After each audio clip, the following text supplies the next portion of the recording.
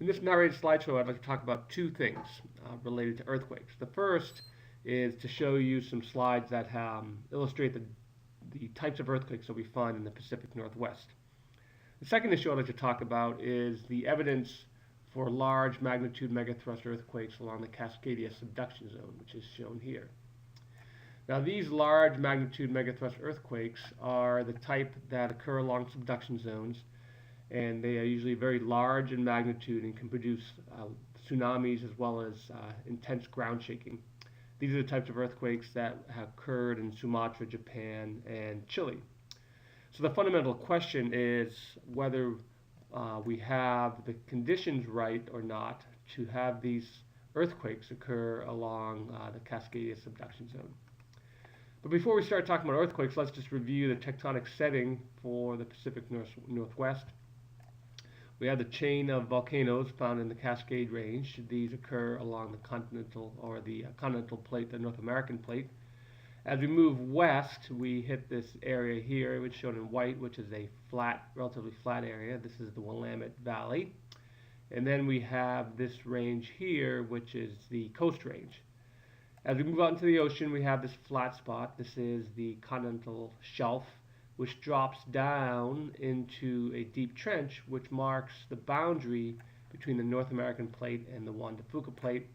And this boundary is a subduction zone along a convergent boundary, and it's called the Cascadia subduction zone.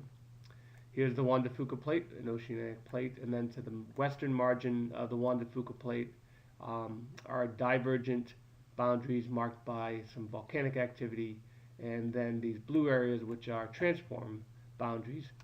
And these transform boundaries are marked by fracture zones, and this fracture zone is shown right through here, and those are places where earthquakes occur. So that's a tectonic setting.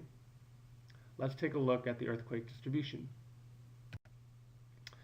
This slide shows all the earthquakes since 1973 for the Pacific Northwest. There are two populations, the orange ones, which are found in the ocean along the transform boundaries, a few along the divergent boundary, and also found in the North American plate, shown here. Okay, so there's a lot of those.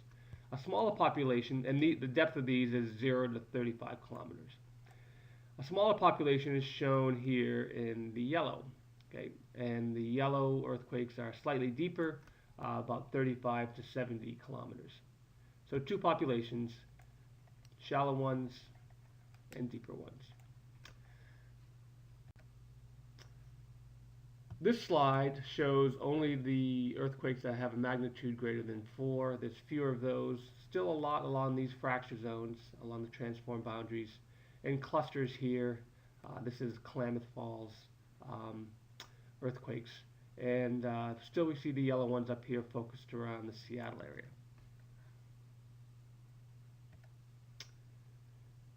This slide shows earthquakes of magnitude 5 and 6, once again along the fracture zones. Not many in the continental U.S., a few up here in the Seattle area, Klamath Falls. This slide shows the epicenters for earthquakes of magnitude 6 and slightly greater. Notice that there aren't that many, a few out of the ocean here, and this is the Nisqually earthquake, and these are Klamath Falls.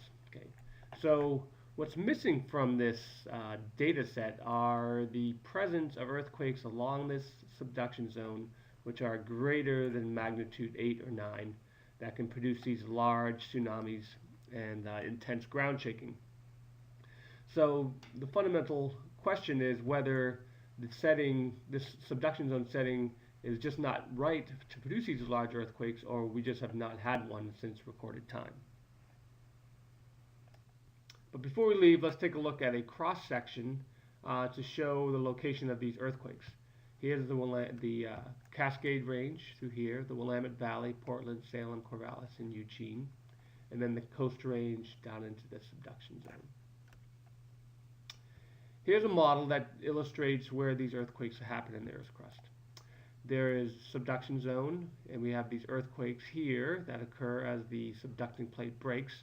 These are the earthquakes that were shown in yellow in the previous slides that occur at a depth of 35 to 70 kilometers.